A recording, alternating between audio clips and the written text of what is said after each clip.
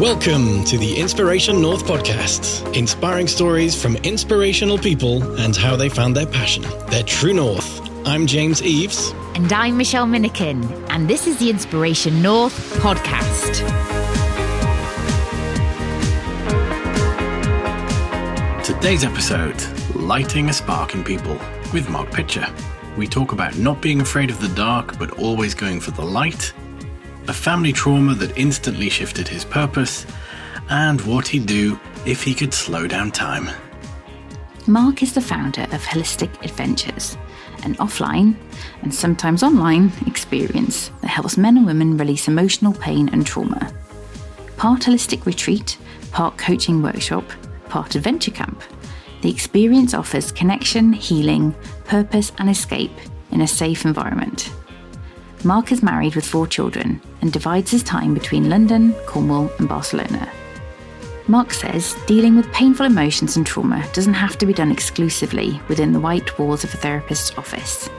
Getting together outdoors in nature and finding connection with other like-minded people can also help ease trauma, release stress and improve one's overall quality of life in so many areas.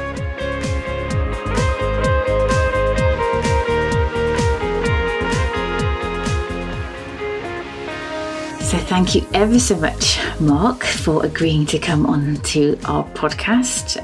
We were joking before about us getting our own back because my first podcast, that wasn't this one, was with you. So the tables have turned. But we promise we'll be really kind, don't panic. So how are you doing today? It was, and it's a pleasure to be here. And I'm really good, thank you. Really good. It's snowing, which my son's really excited about. And life is good.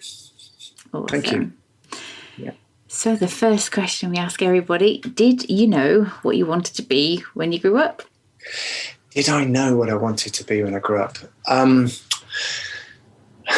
think it changed.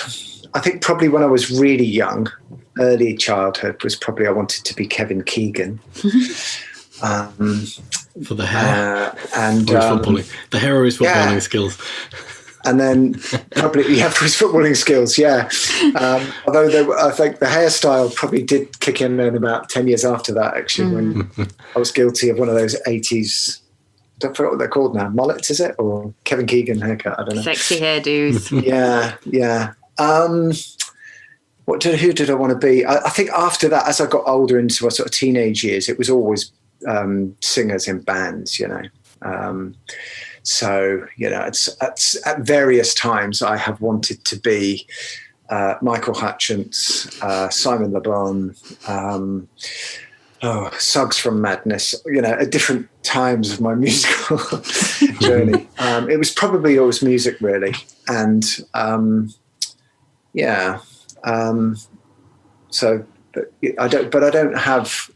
didn't ever imagine for a second that I would be doing what I'm doing now.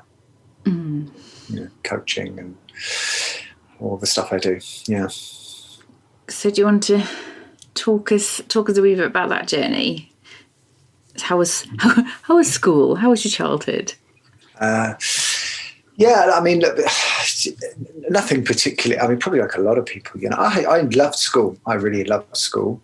To make it perhaps, more interesting, it's really, I suppose, a story of setting out on. I always had a real sense of adventure. I was always a curious kid, loved people. My father's quite extrovert. I think I probably got heavy doses of that. I'm probably the perfect blend of my mother and father, actually. My father's very outgoing, very extrovert, talks to everyone, he's kind of very sort of center of attention type person. And I say that kindly. And my mother's quieter and very, very caring, very, very caring, very, give you a last 10p, always making sure everything's okay. Always does little things for the lady in the shop, and just really, really lovely person. And with the emphasis on the caring, and I probably inherited heavy doses of both. So actually, when I was reflecting not long ago, when I sort of look at what I do now, particularly when it comes to, so in terms of what I do. Coaching is a very sort of caring. I like that one-to-one, that intimacy, that calmness. Being on a retreat and having that sort of space for holding space for people. I've got a load of that in me, but at the same time, I'm very comfortable speaking on a stage and being out front on a camera, which is probably my father's side. So I think, to whiz past my early years, which were just like, I just had a happy childhood, really happy childhood. And I possibly, I don't know, suffered from a slight lack of attention at times, maybe because life was busy. And when I discovered acting as a kid, so that was a big passion. And I was in school plays, and I was 9 when I got the part of Oliver. And I remember being so nervous and singing this song. I always remember it. My mum's got it on a cassette tape somewhere called, I was singing Where Is Love from Oliver, for anyone knows the musical. Knees trembling, but pulled it off, and everyone was clapping at me and looking at me, and I was the star. And that felt, I remember that feeling really good. And I was like, and it was, I wouldn't have been able to process it in the way I'm talking about it now at that age, but I remember that feeling. I can still remember that feeling of like, oh, wow, they're clapping me. Oh, that's me. So maybe there was some spark in there of being out front and center of it all. I don't know. But, beyond that, I sort of went through college more for the experience than the grades. Then I went backpacking for 3 years. The adventure, the curiosity kicking in. I just wasn't really interested in work in a serious way until that, until in my late 20s, and I settled down. And at that point, I became quite conventional, really. I sort of I put my head down, needed to earn some money because I'd accumulated a bit of debt in my 20s. And to cut a long story short, I sort of ended up I ended up quitting the job that I'd been in for a few years and taking a big pay cut and traded that for a startup business that went into with 4 other guys. And this was in tech. And so it's like, light years from what I'm doing now. But it was an amazing journey in business. Taught me a lot about business, about our life, taught me about people, taught me that people are the center of a good business and culture. And when that business, even though we nearly went back in a bus 3 times. It was a classic sort of startup journey. But in the end, we sold it twice and it was really successful, and we all did really well out of it. And I was chasing the dream, I was living my life, chasing the dream. And anyone looking from the outside would have said, oh, this guy's, it's the classic Western capitalist dream, he's got his place in the sun, he's got his family, he's got life is good, nice things, holiday. I was just starting actually to sort of reap the benefits of that, because it took a while before we sold it. Quick sort of, again, tangent on the culture side, because I know it's relevant to what you do, but in a word, when people now, it makes my business story, which is kind of like the first part of my story, it makes a good after dinner talk, and it's a success story. And people now say, oh, how did you do it? How did you guys do it? And in one word, culture. We created this culture. We didn't have a book. We weren't watching YouTube videos or reading blogs about what makes a great culture or what makes a great leader. We were trying and failing and a lot of the time, but succeeding in others. And I credit my former CEO, a guy called Ben Hood, who was really, really the heartbeat of that culture. And it was really amazing. And I learned loads. And then one day, sadly, I went to work one day like any other. And, woke up to the news that my eldest son, Charlie, had taken his own life. And, it was like being hit by a truck, and everything stopped. It was like someone switching the lights off. Everything stopped. And, am I allowed to swear on your podcast? Yeah, if you want. Right, good. I mean, it really was like, what the fuck? What, why? Who? No, this can't be happening. This doesn't, why us? Why Charlie? Why, And it was a bit of a dark period, if I'm honest. We somehow got through it all as a sort of a family unit. and I include the whole family in that. And we're all on a journey, life interrupted, I suppose, or smashed. And it took me a while to sort of get my head around. I don't think I'll ever get over the loss, if I'm honest. I'm on a healing journey, and I think I always will be for the rest of my life. But I do believe, and people might not agree, that there are choices and decisions to be made in those moments where you can let it define you, become a victim, or you can go, right, no, I'm going to, grab life and squeeze every ounce out of it. And in my case, my purpose shifted instantly. It was, some people spend their whole lives looking for purpose and meaning. And I just suddenly, my purpose was instantly changed, and everything else that I was chasing previously had lost its meaning, and I needed to find a new one. And that's when I started my business, which has morphed into what I'm doing now. And with really at the heart of it is helping others create an experience that helps others who've been through emotional pain, emotional trauma, not to try and fix them, because I don't think you can do that. And that's a side of personal development that I don't really like very much, was this, follow my plan and you should take this pill and everything will be great, But certainly I've got a lot of gifts, I suppose, and experience that I can use to help other people who are going through something similar. And that's what I'm doing. So I don't know how long that was, but... Brilliant. So that was a really, really awesome podcast. Thank you ever so much for joining us. No problem, my pleasure. Yeah, thank you. And now for the news. Yes. And the weather. What's the weather like there? Stop snowing. Start snowing again. Yeah. Okie dokie. So why coaching? Why coaching? Always been interested in the psychology, why people do things they do, behavior, what drives people. Always been interested in that.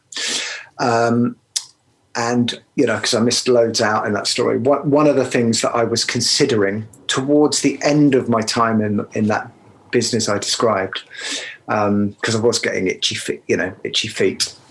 And I sensed there was another chapter in me. I was considering a psychology degree. But when I looked into it at that time in my life, everything was so busy and it was quite a long course. It was quite a lot of money and a big commitment. And I thought, do you know what? And then up on I think it was my LinkedIn feed, up popped this advert for a coaching institution, become a life coach. And it was very well worded, very cleverly worded, make an impact. And I was reading this down. That sounds really good. I didn't know it was really a thing, and I went along and I didn't even need the sales pitch on day 2. I was kind of this amazing lady called Pam Lidford, who's since become a coach for me, stood up that morning. I went along for one of these sort of free taster days, and she blew me away. And she talked about what coaching had done for her and how it had impacted her life. And so I just went into it both feet, and it was a moment in my life where I thought, I found something. Even at that point, I wasn't set on going, right, this is it, I'm going to start a business and become a coach. I just knew it was something I wanted to do. And I thought, and the people were different, but they'd all read similar books than I'd read. And I thought, this is really, really interesting. I'm definitely, I call it a zig, you sort of zigzag your way. And I thought, I think I'm just going to go over here and see what it's like. And that then led me into the world of NLP, which I'd not really heard of. And so I studied and qualified in that, and it's just been this journey. But I guess the real answer is going back to those early years. I just want to help people. I do. Back to that purpose of. I think just after I lost Charlie, it was right. I want to help people. I really want to help people, but how do I do that?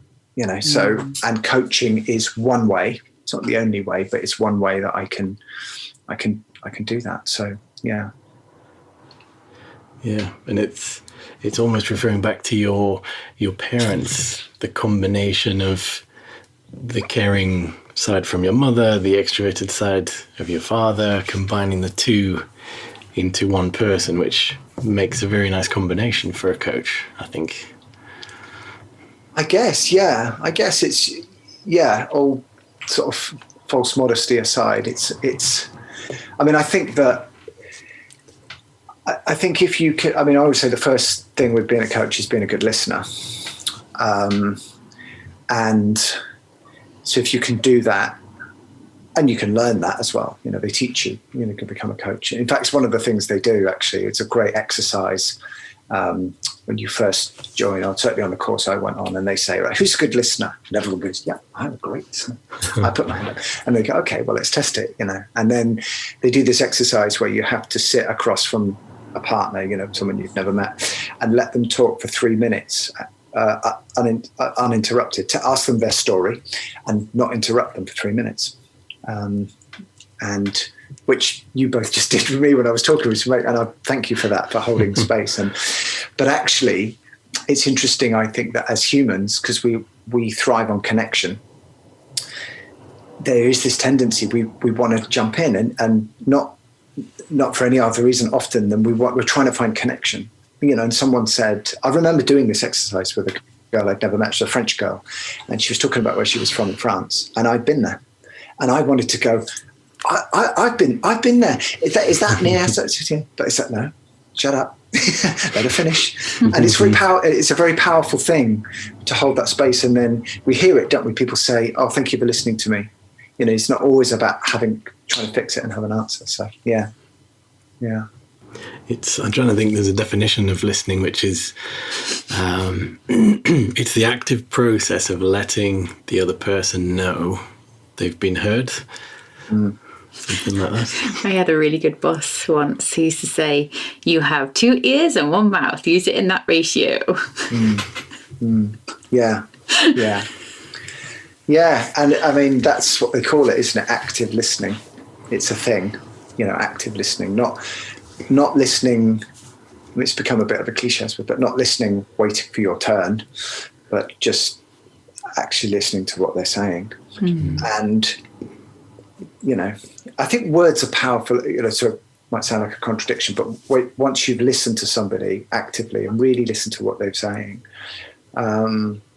choosing your words carefully, sometimes it's just like, I hear you, or that sounds really sad, or that sounds amazing, or, but not, but just holding, it's almost like paying respect to that, what they've just said before the conversation moves. And usually, in my experience, there is a moment at which it feels comfortable to either shift, or if you're not sure, ask. That's the other thing I say, is that it's a great coaching question, actually, is to say to somebody, is there anything more you want to say about that before we move on? Because sometimes the thing with coaching is you've only got a certain amount of time. So if somebody has come to you with a specific requirement or need, and you know that you've only got a certain amount of time in that session, and you want them to achieve some kind of outcome or action, you might have, as a coach, have your eye on the clock, but at the same time you want to respect what they're telling you, and it might be that they still want to talk. They thought they wanted to talk about problem A, but actually they're quite happy talking about this other thing, and or they'll catch themselves and say, no, actually that's all I want to say about that. It's interesting. I'm learning a new coaching paradigm at the moment, and I'm really noddy, sort of encouraging noises and stuff. And she's like, you shouldn't do that. I'm like, I can't do it. I can't not do it. So it's funny. Okay. So set up a coaching business and a podcast. Yeah. Tell us a little bit about that. Yeah, so the business I set up 4 years ago was called Smash the Box. And, at the time I called it a personal development business that had coaching, speaking, back when we could. Well, I do now still actually online, but Zoom. And set up a podcast. And actually, even though, we're talking about coaching, which I guess coaching is at the heart of everything that I do, really. It really, the podcast was one of the first things, because years ago, I always thought I wanted to write a book about people. I read this fantastic book, I don't know if you've heard of it, called Londoners by Craig Taylor. And he's in 30 seconds, it's an Australian guy who came to London on his own, didn't know anybody, came from Australia, and set about interviewing people from all walks of life. It's got a very distinctive cover. It looks like it's got all these coloured bars. It's the same colours as the London Underground tube lines. And he just interviewed all these people to find out what is London, what is it? How do people see it? And he had High Court judges, scrap metal merchants, fish market traders, escort girls, just all walks of life. And it's fascinating. And I thought, I'm going to write a book like that about people and what makes them tick and how they live their lives. And by the time I got anywhere near sort of doing it, podcast came on the scene, and I thought, wouldn't it be great? Because I wanted to capture people's stories. I'm always interested in people's stories. And I thought it would be great to interview people. So I just, podcasts had come along and it just seemed like a natural thing to do. So I went into it not very strategically, actually. I didn't go into it thinking, right, now here's the business plan, here's the strategy. And if I do a podcast and then I could get sponsorship, I just kind of did it.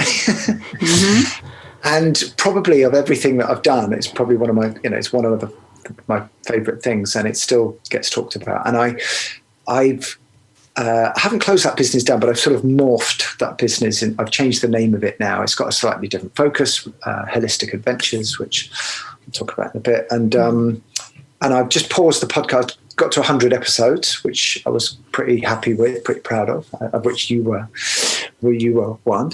Great episode. And I think lockdown had a bit to do with that. I just needed to pause, reflect. For me, I needed to go back into my heart and go, right, okay, what is the future then? And it's been quite a healthy exercise. And it wasn't, again, like, right, I need to stop that and pivot and go over here. It was just like, yeah, okay, I feel who do I want to help the most was the question I sort of coached myself, really, asked myself. And I thought, I think it's this group of people over here who've been through emotional pain, emotional trauma. I think I can help those people more than just trying to help everybody. And I'm not trying to convince anybody or be a guru or anything like that. So Holistic Adventures was born, and I decided I'll do a new podcast probably later this year. I'll set up a new one, but I'm just quite enjoying the pause at the moment. As you know, podcasting's a big commitment. It's a lot of time. And I think I needed time just to breathe as well, and not be like every week. And I think my new business will be better for that, hopefully. Yeah. But I love podcasting, and I'll do it again. Yeah. So tell us a bit more about Holistic Adventures. It does sound just like, ooh, that sounds like lots of fun. Yeah. And I'm really glad you said that, because I want fun to be part of it. I think, I've talked about emotional pain and emotional trauma, and, that covers quite a wide area, that could be from any kind of trauma. But in my case, it was bereavement. And in fact, in my case, it was bereavement by suicide. And for some people, not everybody, but depending on the type of trauma, sometimes you can get a lot of guilt and a lot of shame with that. And I have that. I'm happy to talk about that. And people either lose the joy goes from life, the ability to laugh and have fun. And some people feel guilty for having fun because they're afraid of lots of reasons, being judged. People will think, oh, well, if I go and dance now to this song at this wedding or in this bar, people will just think I'm over it. I'm over that person. And how dare I have fun when this person's not here? Or all these sort of weird, negative, sort of intrusive thoughts kick in, and some people just simply lose the fun. And what I'm trying to do is really, in one sentence, is part holistic retreat, part coaching workshop, and part adventure camp. And going back to school, one of the best weeks ever. Bestest week ever from my school days. I was about 15, and we went on an adventure camp, And I absolutely loved it. And I've always kind of loved that. And I went to Ireland just over a year ago to learn how to fire walk. And that's another thing that I do. I sort of became an instructor so I can walk over the hot coals. And that's the sort of holistic side, if you like. And I loved it. And it was a real adventure. And we were doing all these things in nature. And I guess what I'm really trying to do is create an experience that, there's a little journey over the period of days. We start, some of it's very grounding, breathing, movement, talking, yes, coaching, and giving people an experience that is, even if it's a bucket list experience, to kind of go, wow, I had a great time. It's like if you talk about your life's been interrupted by a trauma or a major event, whatever it is, could be an attack, bereavement, a health issue, a breakup. But this is your new life or the next chapter. And you might not have signed up for it. It might not be life, you might not have thought you'd be here, but you are. You are. So facing the reality of that is a big part of it, the acceptance of it, but actually that there are other people. So it's really, it's connection, it's healing, but it's under the banner of connection and escape and purpose, finding, showing people how to find their purpose again, putting them in environments away from everything. They can be themselves, completely be themselves. Because sometimes, again, with trauma, it can be a very lonely place. You can have lots of friends, people around you, but sometimes you can be very alone with your pain because, again, the mind plays tricks. People think, they don't want me to go on about it all the time, or I can't get the words out, and or it can sometimes be a lonely place. And when you can find, I think I sent you some words yesterday about when you asked me to put a biography together, and I wanted to put that.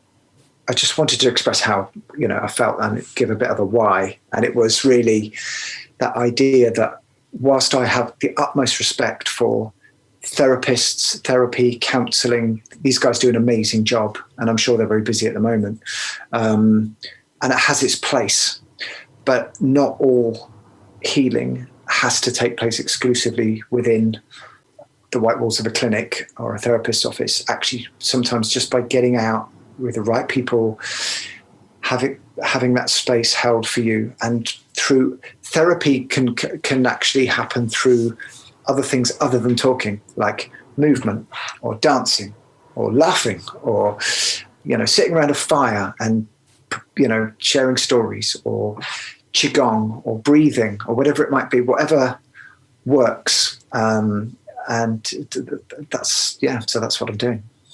Yeah.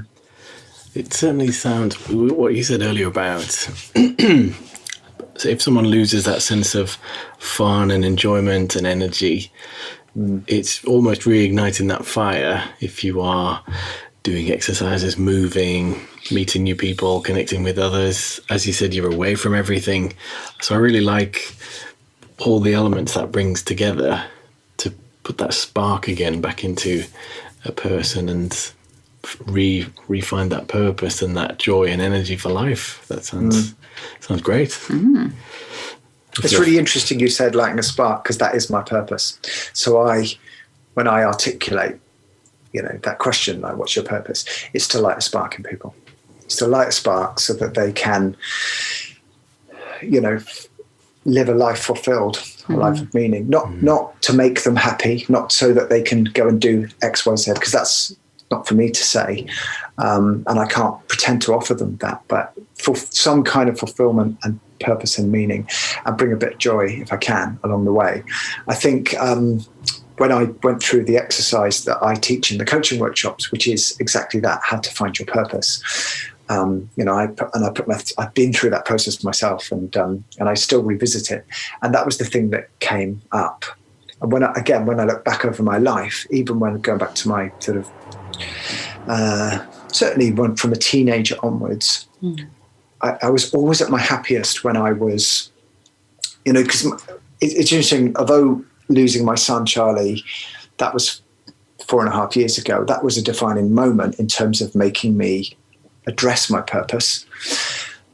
But actually my purpose, I realized, had been there, for a long, long time. And this idea of bringing people together. So even when I was in my 20s, I'd be hosting parties. Me and my friend were always hosting parties. Again, being at the curating the experience, and and it might sound silly hosting a toga party, your college or something, and then later on, this idea of bringing people together. It was always something around that. So it seems, when I look back, I thought, it's all quite obvious, really. But yeah.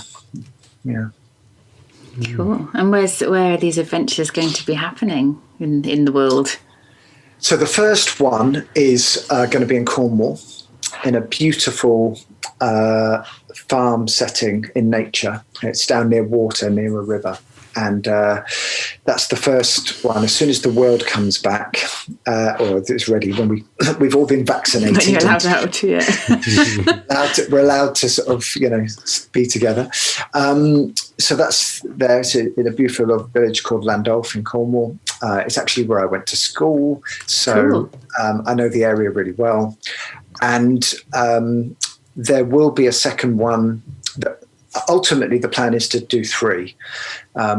So in our family, my wife's from Barcelona, so we divide our time between London, where we live, the West Country, where all my family are, and Barcelona, where all her family are. Mm-hmm. So that's our little triangle. So I wanted to create a business that I was able to do and deliver with that rhythm that matches my rhythm of life, if you like. I thought, I know there's lots of beautiful places in the country, but if I'm running a business that takes me away from my family for weeks on end, then that's not going to work for me as well. So first one in Cornwall, and that's already pretty much ready. I'm kind of ready, actually.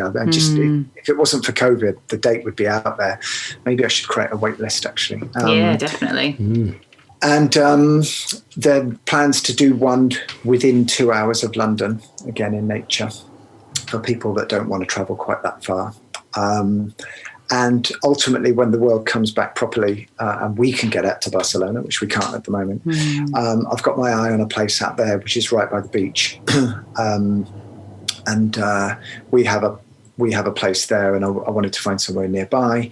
And that will again be in nature, but perhaps with a slightly more beachy sea element to it. So those are the locations. Yeah. It's so funny. Yesterday we were on a walk with my little boy, and he's like, "Where's the best place you've ever been? The most beautiful city?" I'm like, "Barcelona." Right, yeah. So funny. Yeah. But James hasn't been yet, have you? No, not yet. No. It's a beautiful place. Yeah.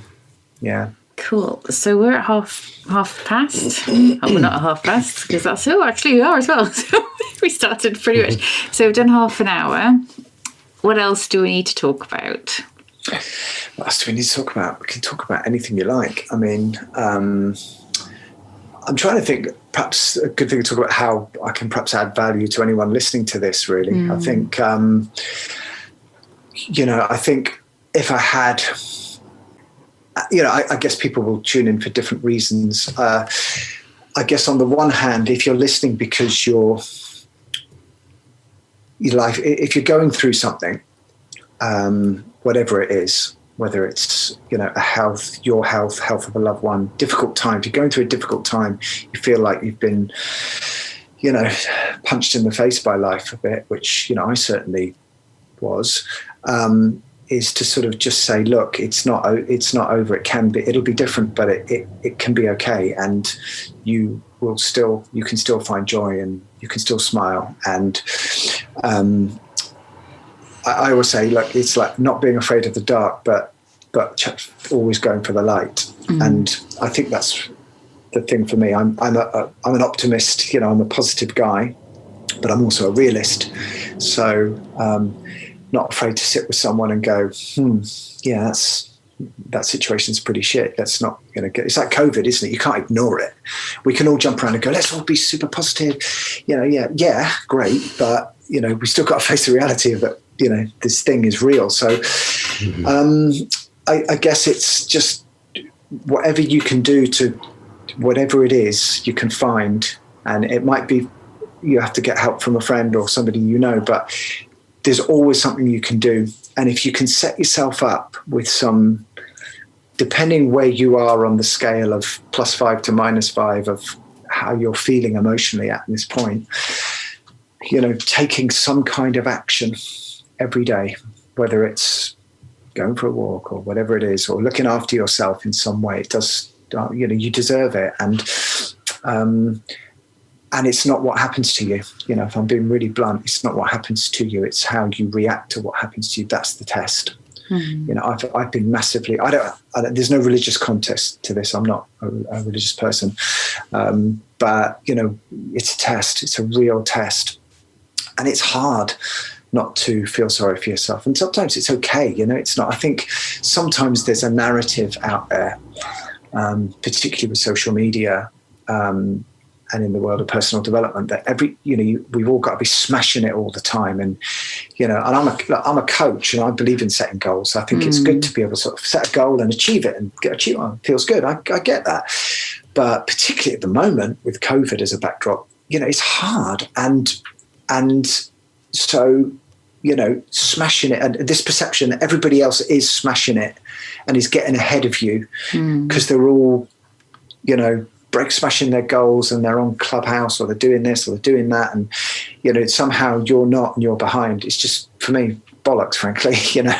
And you got to live your life. You live your life at your pace, how you do it, and not listen to any of that. And if you feel that you're misunderstood, or you feel lonely, then do try and find somebody out there who's been through something that you can talk to about it, because life can still be amazing and an adventure and fun, and it shouldn't be something to be endured. And so that's one thing I'd say. Definitely. I can't wait to show you the new it's already the new Inspiration North. We've had a bit of a rebrand, and we're going to relaunch the website and stuff. But it's similar. Who says that this is what success looks like? Yeah, there's this massive pressure. Like, there's always something, going on that bus over there that looks all shiny, and everyone, and my experience of life is that, no one's got it sus, no one's got it all worked out. Not. You've got to do your own thing. Yeah. No. And I think with Be More Pirate, Work Pirate, thinking of our podcast now, in mind, on the business side, if you're in a business, then that thing of really getting to know your people, like really, not, I mean, yes, you can do well-being programs and all that stuff, and we need that. I get it. And especially if you've got thousands, big multi-million corporations, they need to manage that, and they need tools and technology. And I get it. I'm a big fan of that. But if you're able to find a way using that technology, or maybe in a smaller company, you don't even need that. And in normal times of taking your teams out for breakfast or lunch or dinner or coffee and going, what makes you tick? What drives you? And then trying to find a connection between that and what you're trying to do in your business. And if you can find it, and really, I'm not going to throw out a load of leadership cliches because people have heard them 100 times, but it really is, to me, as simple as that, of making sure that they know that you care. And you're protected, you're there to protect, and you've got their best interests at heart. And my experience is when you do that, not only will they jump through fire for you and really perform, which I saw in our business. We had people who were getting paid well below market rate salaries, the people that took pay cuts, people that, at when times weren't great, early days particularly, or people that just, could have probably easily walked out the door into another 10 grand in a gym membership or whatever else, but didn't, because they loved the culture. And that's so important. And I've seen it after leaving, actually. If ever I wanted proof of that, is the amount of people who've then since gone on to do things that contact not just me, but my former colleagues. And there's something that still holds us together. Somebody created, a Facebook group for all of the sort of ex-employees of the business. And, we didn't do that. There's nothing to do with us, but the people, and I see the warmth still there, it's like people want to, it's like a drug. They still need it, Yeah. So, that's, if that brings any value to anyone anyway. No, definitely. Yeah. Thank you for that. Are we going to move on to the quick fire question round? Quick fire round. Oh, right. Okay. So question number 1. Where is the first place you like to travel once this is possible again? We might know the Barcelona. answer. Yeah. I thought that was coming. Well done. Yeah, easy. Okay, so number 2. This is an interesting one given our conversation. So if you could slow down time, what would you do with that power? I just think I'll just talk about what's coming. What comes to me is, as soon as you say the word slow down time, I think of sitting with my family. Whether that's, in a garden or on the beach. I'm thinking of my mum's garden, funny enough, when you said that. I would just want to be around my family. Mind you, what would I do with that power? That's very sort of chilled, isn't it? And it's quite selfish, really. What would I do with the power? If I had the power to slow down time and the ability to communicate with everybody in the world, and put up a giant billboard or somewhere where everyone would see it, like everywhere online, every platform, I would just use it to ask them a really profound question to get people to think. So I wouldn't be trying to push or dictate anything, but I would be, something like, what do you really, really want to do? What does your heart tell you that you should really be doing? Or how do you want to really live it? Something that really make people stop and think. I don't know. I'm just imagining something. You now have the time. So what's really, really important, or what do you really want to do, or something to make people think? Yeah, with the hope that it would dramatically impact a lot of people's lives for the better. Yeah, and I would feel good for doing it if it did. So then it would be full circle. Awesome. That's very good. Yeah. And question number 3, which book has impacted you the most? I should have expected this question, shouldn't I? Which book has impacted me the most? Can I have 2? Yeah, as many as you want. It's your podcast. Okay.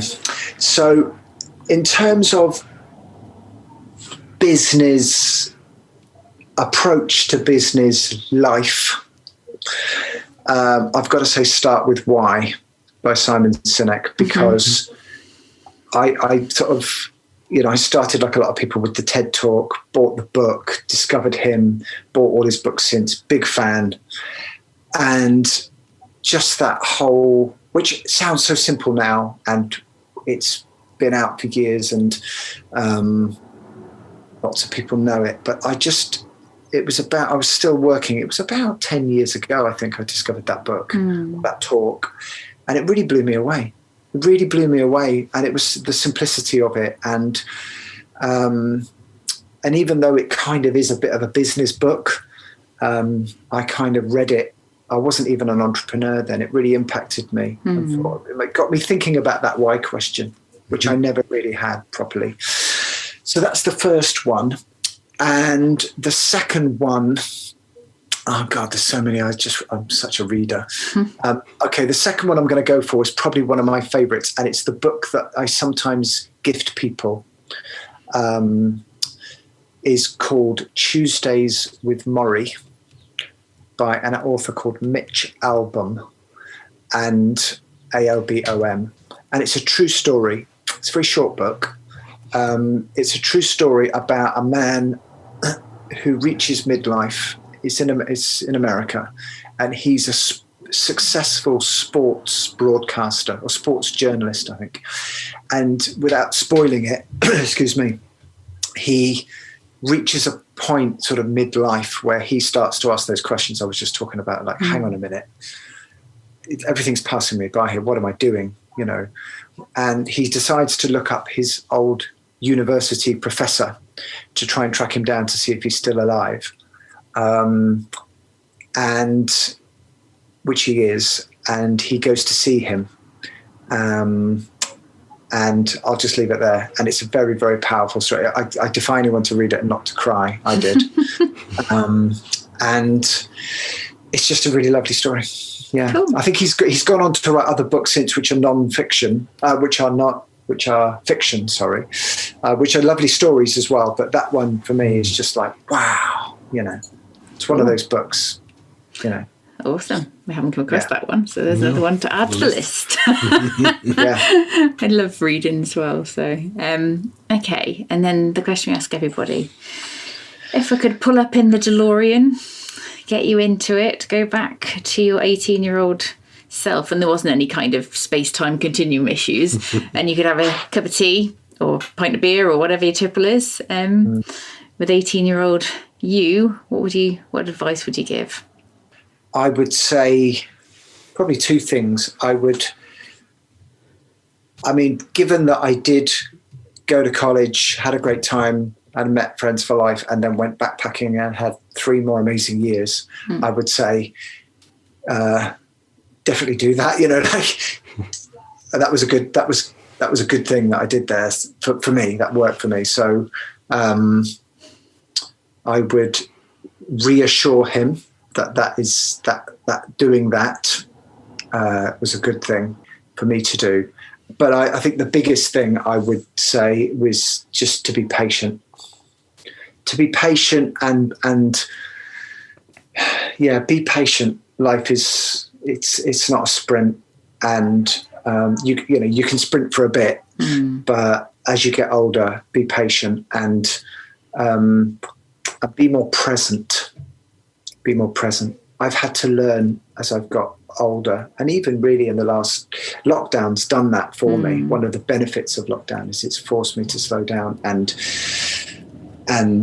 I believe I'm more present and enjoy. I know it's a cliche, just enjoy every moment, but I've sort of definitely, just not to. I think I have lived large chunks. So it's interesting that for all that business success previously, I have lived large chunks of my life in my head, thinking about what's next, where's it going, or at times looking back.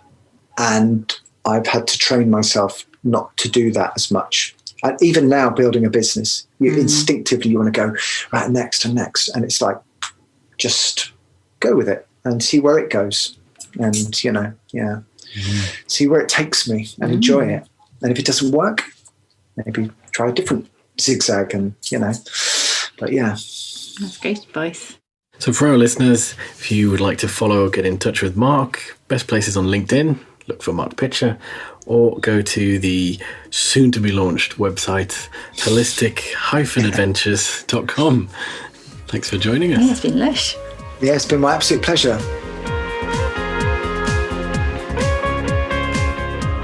Thanks everyone for listening. Check out all the show notes at inspirationnorth.com. Join us again for the next episode when we'll be chatting to another inspirational person. If you like this, subscribe and tell your friends. If you didn't like this, subscribe anyway and tell everybody.